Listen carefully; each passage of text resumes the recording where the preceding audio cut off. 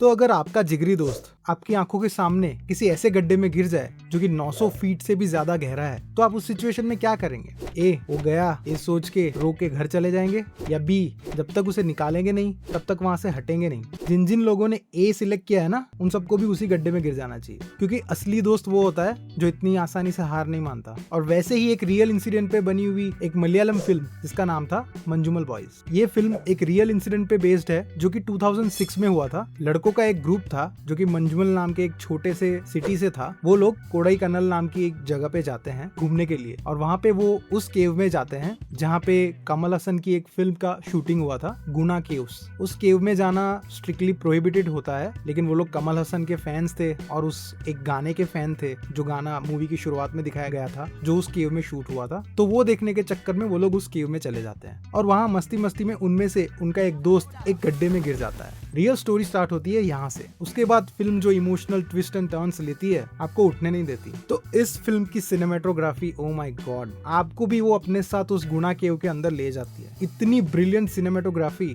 और इस फिल्म की साउंड डिजाइन, मैं दावे के साथ कह सकता हूँ कि one of the best sound design मैंने किसी फिल्म में देखा हो तो वो ये था।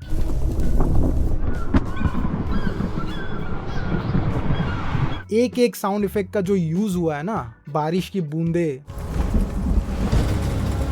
केव के अंदर जब सब बात कर रहे हैं उसके रिफ्लेक्शंस, हर एक चीज को बैकग्राउंड स्कोर के साथ जिस तरह से उन्होंने यूज किया है ना, जिस तरह से उन्होंने मर्ज किया है ना, वो एक अलग ही एक्सपीरियंस में आपको ले जाती है। आप सब भूल जाते हैं, आप उस स्टोरी में इतने घुस जाते हैं कि आपको कुछ याद नहीं रहता। आपको बस इसी चीज की चिंता होती है कि आगे क्या होगा, आगे क्या होगा। और इस फिल्म का जो डायरेक्शन है, डायरेक्टर आपको एक बार जो पकड़ लेता है ना, बांध लेते हैं ना, उसके बाद आपको छूटने नहीं देते, क्योंकि वो एक रियल इंसिडेंट पे बनी है तो हमको पता ही है कि एंड में उसको बचा लेंगे। बट जिस तरह से फिल्म आगे बढ़ती है ना, आपको और ज्यादा टेंशन बढ़ने लगती है। फिल्म का जो बैकग्राउंड स्कोर था वो मैं गारंटी के साथ कह सकता हूँ कि इस साल का one of the best background score था, क्योंकि ऐसा हॉन्टिंग बैकग्राउंड स्कोर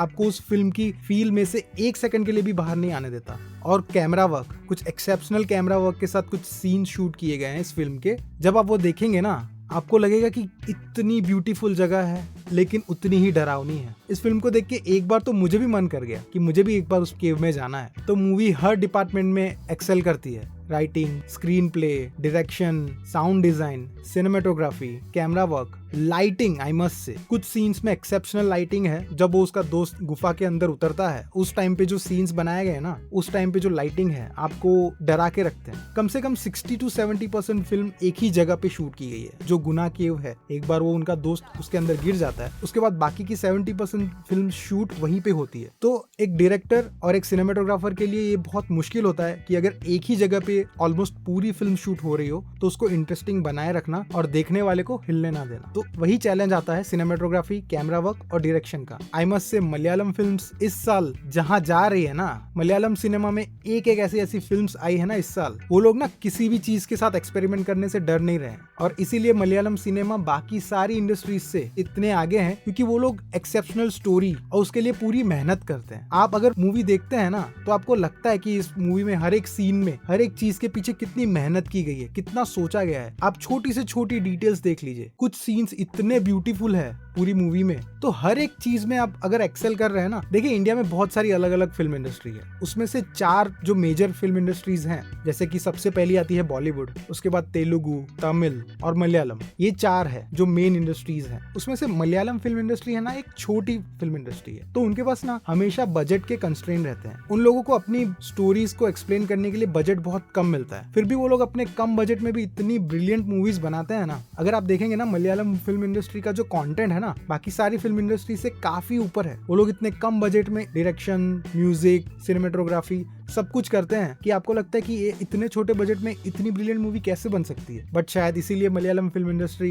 इस साल कुछ कमाल कर रही है। इस साल उन्होंने एक के बाद एक जो फिल्म्स बनाई है, और ये मंजूमल बॉयज उनकी अब तक की सबसे सक्सेसफुल फिल्म थी। इस मूवी ने कमाई के मामले में उनके अब तक के सारे रिकॉर्ड्स तोड़ दिए हैं। और क्यों ना हो, दोस्ती के ऊपर जब कोई फिल्म बनती है ना, खास करके मेल फ्रेंडशिप, तो उस फिल्म की बात ही कुछ और होती है। ऐसी बहुत सारी फिल्में हैं, अगर आप हमारे बॉलीवुड में भी देखेंगे, फ्रेंडशिप के ऊपर जो भी फिल्म्स बनी है ना, मेल फ्रेंडशिप का जो जादू होता है ना, लड़के एक दूसरे के लिए जान देने के लिए तैयार हो जाते हैं। वही एक चीज होती है जो मेल फ्रेंडशिप को बाकी सब चीजों से अलग करती है। हम लोग सिर्फ दोस्ती निभाते नहीं है, मुंह पे सब एक दूसरे को गालियां देते हैं, लेकिन सब एक दूसरे के लिए मरने के लिए भी तैयार हो जाते हैं। यही खासियत होती है मेल फ्रेंडशिप की। फिल्म का फर्स्ट हाफ उनकी दोस्ती और उनकी मस्ती को एस्टेब्लिश करने में जाता है, उसके बाद जाके फिल्म उसके असली पॉइंट पे आती है। लेकिन उस फर्स्ट हाफ में कुछ ऐसी चीजें एस्टेब्लिश की जाती है जो फिल्म में बाद में काम आती है। जैसे कि वो शुरुआत में एक फंक्शन में टग ऑफ वॉर गेम खेल रहे होते हैं। अब उस सीन में एक्चुअल में जो वो जिनके साथ खेल रहे होते हैं ना, वो रियल लाइफ मंजूमल बॉयज है, जिनके साथ ये सब चीजें हुई थी, जिनके ऊपर ये फिल्म बनी है। तो वो एक छोटा सा उनका कैमियो है फिल्म के अंदर रियल मंजूमल बॉयज का। तो उनके साथ वो लोग टग ऑफ वॉर खेलते हैं और फिर वही चीज उनको एंड में भी काम आती है। फिल्म में बहुत सारे इमोशनल सीन्स है, जैसे सब उस गड्ढे में उतरने से डर रहे होते हैं, तब जो हमारा मेन कैरेक्टर है